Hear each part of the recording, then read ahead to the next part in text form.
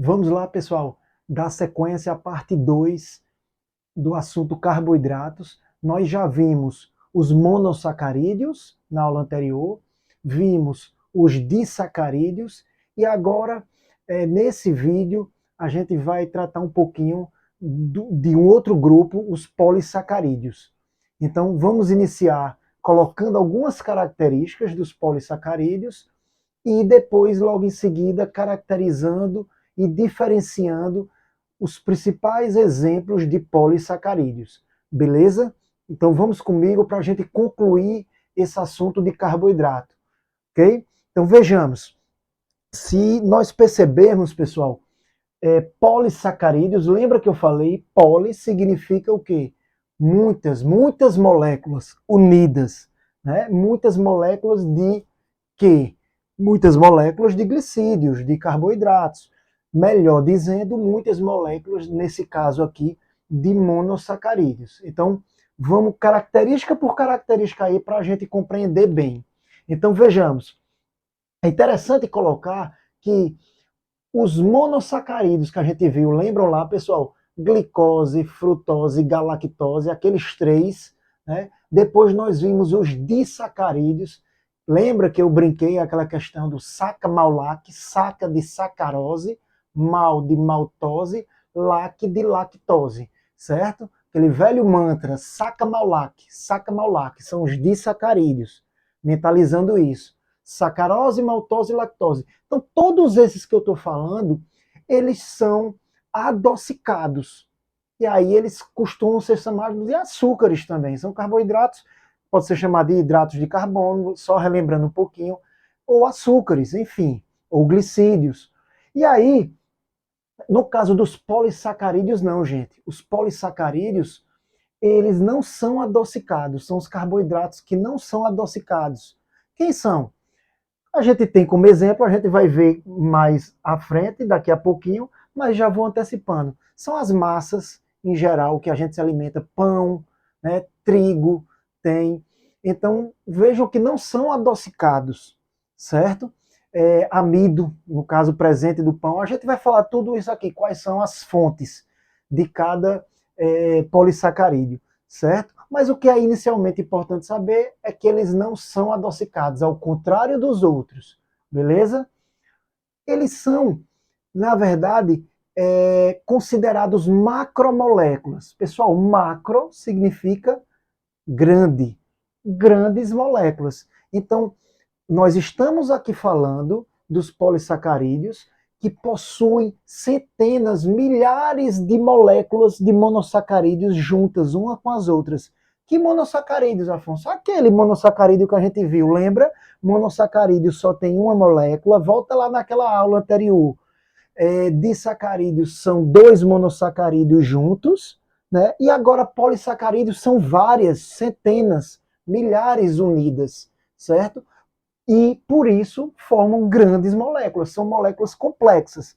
Se vocês observarem lá, a gente colocou que os monossacarídeos, por só ser uma molécula, eles são considerados açúcares ou glicídios simples. Aqui não, aqui são carboidratos, são glicídios complexos, porque são moléculas grandes, e aí por isso são chamadas de macromoléculas. Beleza? Próxima característica, pessoal, está aqui, ó. Grande quantidade de monossacarídeos, que foi o que eu falei, né? E esses monossacarídeos também são chamados de monômeros. Cuidado com isso. Os polissacarídeos, acabei de falar para vocês, são, na verdade, colocando aqui, reforçando, conjunto de milhares, centenas de monômeros, de monossacarídeos.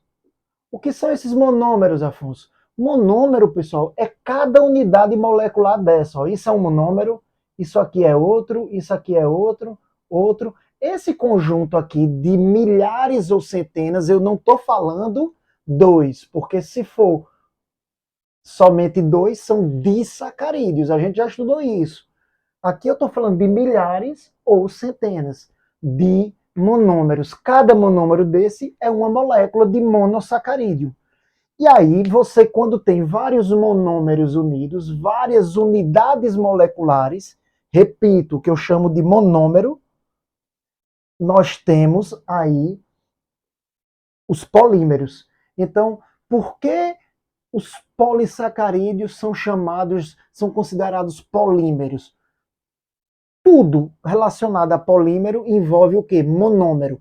Polímero nada mais é do que um conjunto de grande quantidade de monômeros. Quem são os monômeros aqui? Repito, cada molécula dessa de monossacarídeo, que pode ser a frutose, lembra? Que pode ser a glicose ou a galactose, que a gente estudou, certo? Então, são considerados polímeros.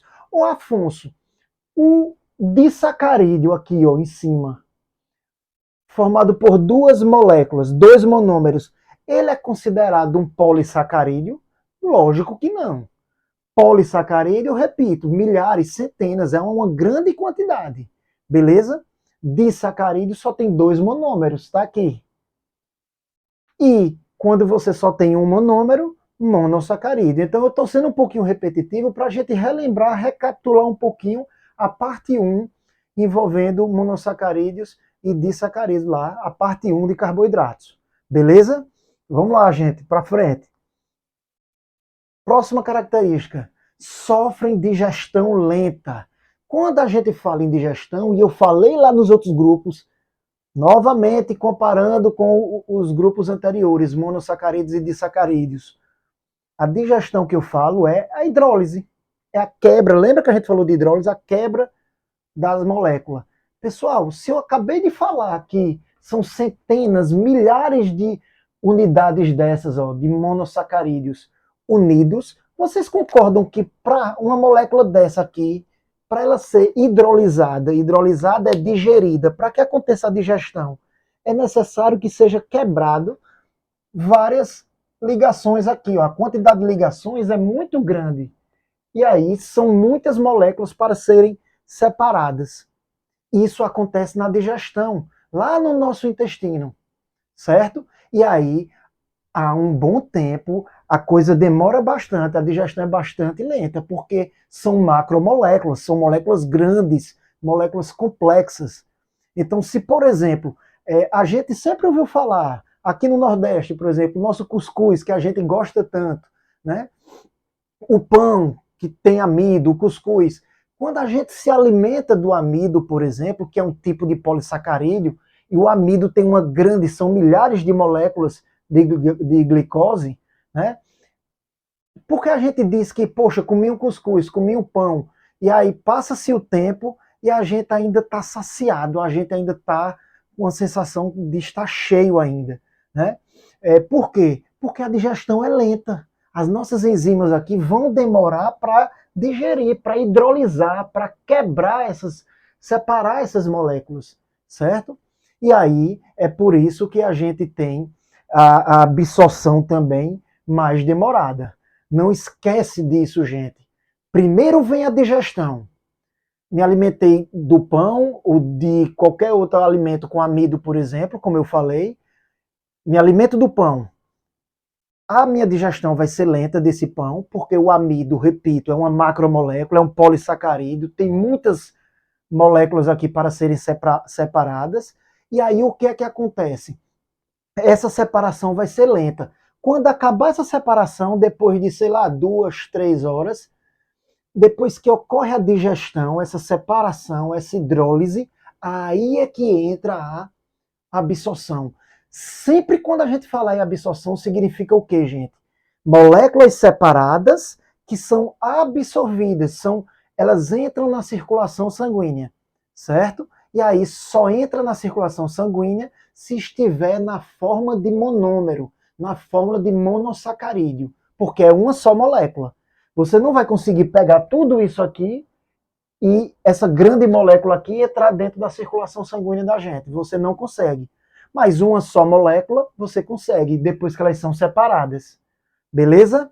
Então, basicamente é isso. A gente vai agora, depois dessas características, passar para os grupos. São 4 exemplos que a gente dá de polissacarídeos, e aí a gente finaliza.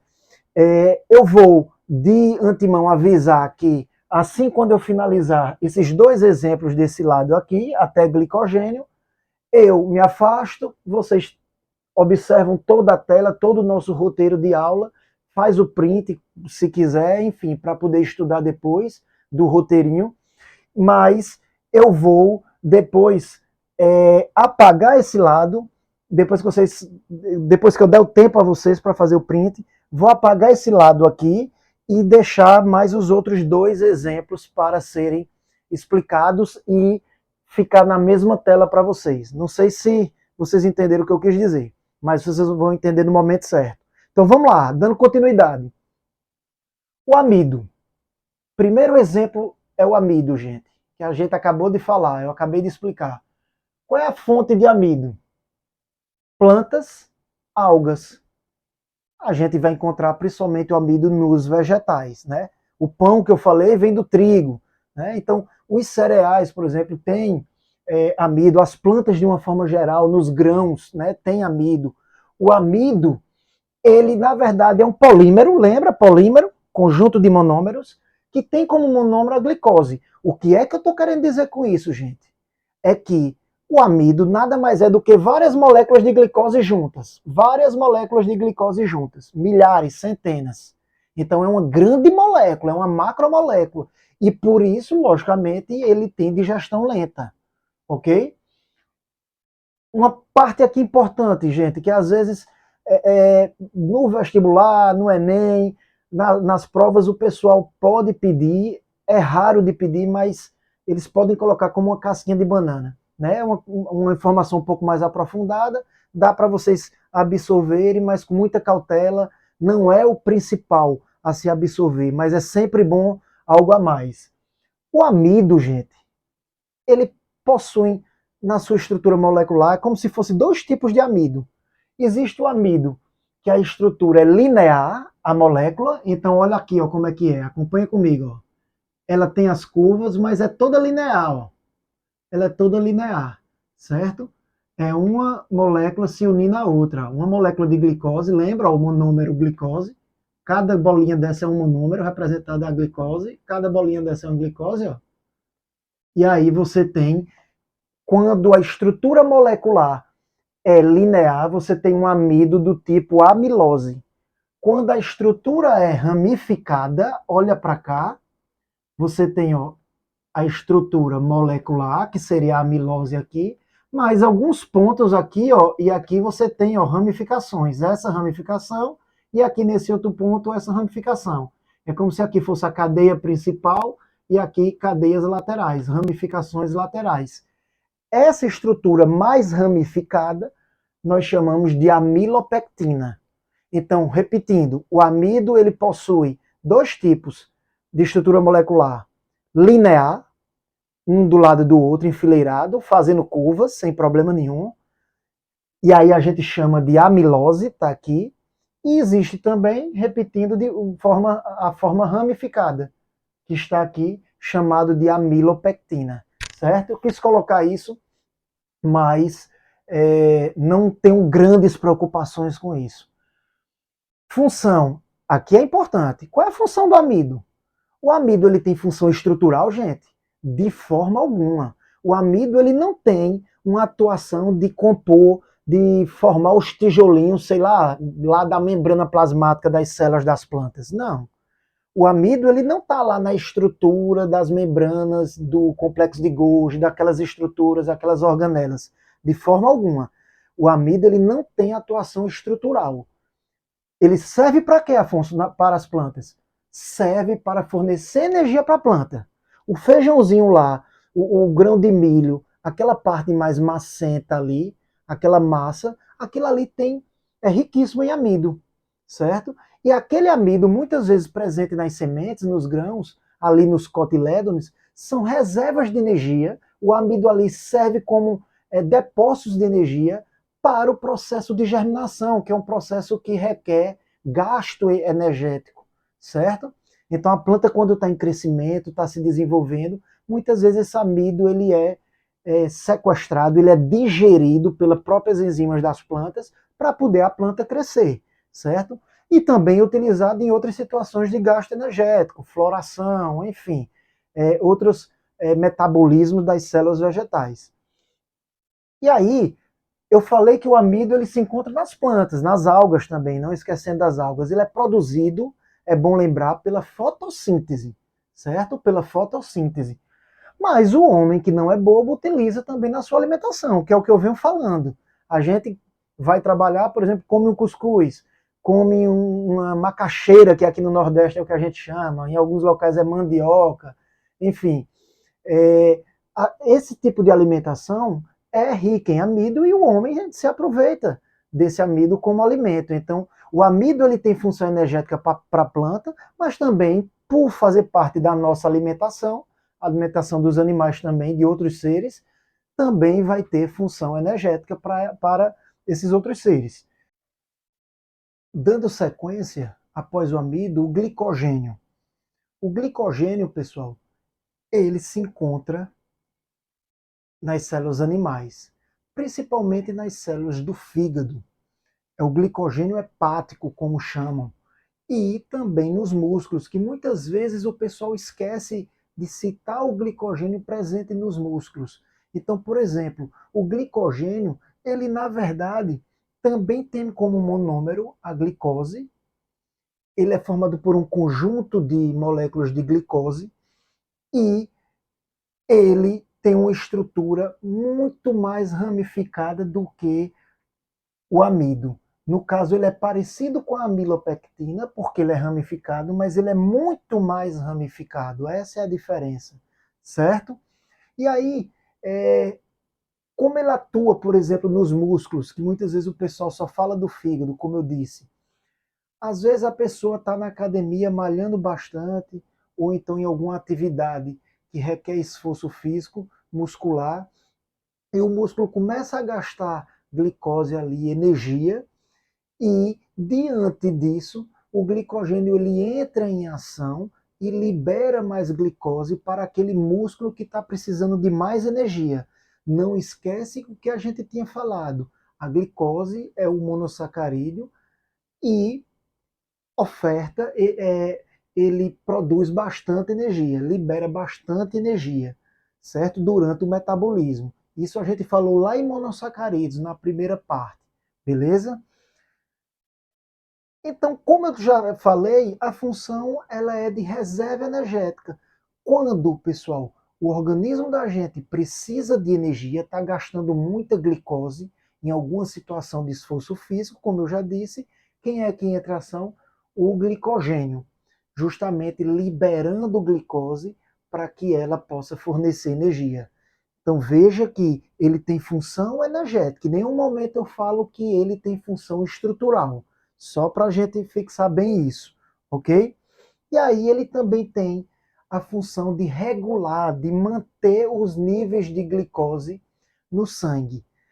Imagina, fiz uma refeição, um almoço, me alimentei bastante, adquiri monossacarídeos ali, glicose, frutose e vários outros carboidratos, seja através de arroz, macarrão, enfim, no dia a dia. E aí, após essa refeição, eu saio de casa e vou realizar diversas atividades do meu cotidiano normal. E aí eu tenho um dia bastante corrido, em virtude disso, eu não consigo lanchar depois de um certo tempo, no meio da tarde. Imagina bem essa situação. Chega o final do dia, perdão, o final da tarde, já início da noite, eu continuo sem me alimentar porque estou resolvendo muitas coisas, enfim. O que é que vai acontecendo? Eu estou gastando muita energia e a glicose que está no meu sangue, ela está sendo consumida pelas células, pelos tecidos. E aí essa glicose tende a baixar. Se ela baixar demais, gente, a gente entra no processo chamado hipoglicemia. A pessoa pode vir a desmaiar, sente tremor nas mãos, dores de cabeça, e aí começa esse desconforto geral. Por quê? Porque o corpo precisa de energia. E aí o que é que acontece? Nessa hora, porque a gente não desmaia com facilidade? Quantas vezes a gente passou muito tempo de jejum, um jejum prolongado, e a gente não desmaiou? Porque a gente tem o glicogênio hepático, já não é o do músculo, é o do fígado, certo? Ele vai, nesse momento, através de uma sinalização de hormônios, o hormônio chamado glucagon. Esse hormônio ele chega no fígado, é como se ele chegasse e avisasse: glicogênio, libera mais glicose aí, já que você é um depósito de glicose, libera mais glicose no sangue, porque a glicose está muito baixa. E aí ele libera, e quando a glicose entra no sangue, aí isso nos mantém até a gente resolver parar e se alimentar, no caso dessa situação que eu falei. Então, basicamente é isso, certo? É um depósito cheio de glicose no fígado que serve para essas situações, regular, manter os níveis de glicose no sangue, a taxa de glicose no sangue. Beleza, pessoal? Então, pessoal, finalizando o glicogênio, a gente inicia os outros dois tipos de polissacarídeos, que é a celulose e a quitina. Onde é que nós encontramos a celulose? Na parede celular das plantas, certo? Essa é a principal, é a primeira característica a ser dita da celulose. E ela está presente na parede celular através de fibras, de estruturas filamentosas bastante resistentes. E essa resistência vai ser conferida justamente à parede das células vegetais. É a celulose que é responsável pela resistência da parede das células. Então, se eu coloco, faço uma raspagem de uma amostra, de uma parte da planta, das folhas, por exemplo, e levo para o microscópio eletrônico, que é um microscópio mais poderoso, eu vou observar estruturas filamentosas bem resistentes, que são, no caso, as moléculas de celulose. Qual é o monômero? Glicose. Então, da mesma forma que amido e glicogênio, presta bem atenção nisso, a celulose ela também é formada por centenas, milhares de moléculas de glicose, uma unidas às outras. Beleza? Com relação à função, gente, função estrutural. Por quê? Eu falei agora há pouco, faz parte da estrutura da parede celular. Em nenhum momento eu disse que a celulose fornece energia para a célula vegetal, certo? Então a função ela é meramente função estrutural. Com relação à digestão, nós, seres humanos, não conseguimos digerir a celulose. Por quê, gente?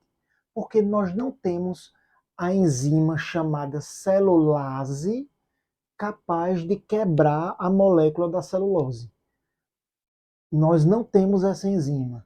Mas, no caso dos ruminantes, o boi, a vaca que comem capim, por exemplo, eles conseguem digerir. Na verdade, fazendo uma ressalva, o que eles têm no trato digestório deles são micro-organismos, bactérias e protozoários que produzem a enzima celulase, e esta enzima é que vai digerir a celulose presente ali no capim, no alimento, certo? Então, tem que ter muito cuidado. O animal, o ruminante, o boi, a vaca, ele não produz a celulase. Ele tem micro-organismos que habitam o trato digestório capaz de produzir e ajudar na digestão. Beleza? Infelizmente, nós não temos esses tipos de bactérias e protozoários que produzem essa enzima. Beleza? Então vamos lá. Seguindo adiante. A quitina, ela está presente nos animais. Em que parte dos animais, Afonso? Justamente no exoesqueleto, que é aquele esqueleto mais externo, de crustáceos, como por exemplo a casca ali do siri, do caranguejo, que a gente conhece, também nos insetos, todo aquele esqueleto que se forma por fora, mais externamente. Do camarão também, aquela casquinha do camarão, aquela parte mais crocante do camarão, tudo aquilo ali é riquíssimo em quitina. Então a quitina, ela na verdade, ela compõe a estrutura desse exoesqueleto. Por isso que é muito comum nos livros a gente encontrar o termo exoesqueleto quitinoso, porque ele é rico em quitina, certo? Então, a partir daí a gente já deduz que a função é estrutural. Em nenhum momento eu falei que a quitina fornece energia para o siri, para o caranguejo, seja qual for o artrópode, e nem para um inseto, enfim. Não fornece energia. Fornece sim, na verdade, atua como componente estrutural desse exoesqueleto, desse esqueleto externo, que tem função de proteção, certo? Uma vez um aluno meu me comentou que numa região, numa praia próximo de onde ele morava, o pessoal da comunidade pegava a casca do siri, triturava a casca do siri, passava num triturador realmente e o pó era colocado no sopão da comunidade carente, né? E aí vem a pergunta, gente, só para testar um pouquinho nosso conhecimento. Nesse caso, a função aí para o ser humano que está utilizando aquela quitina ali triturada, o pó, aquele pó ali triturado cheio de quitina. Nesse caso, para o ser humano, para as pessoas da comunidade, a quitina vai funcionar como elemento estrutural, função estrutural, ou vai ter função energética? Sem dúvida alguma, função energética. Ela é capaz de ser digerida com muita dificuldade, mas consegue ser digerida e fornecer energia. Não é o ideal, mas para uma situação de carência alimentar, é uma boa opção. Beleza, pessoal? Então aqui a gente finaliza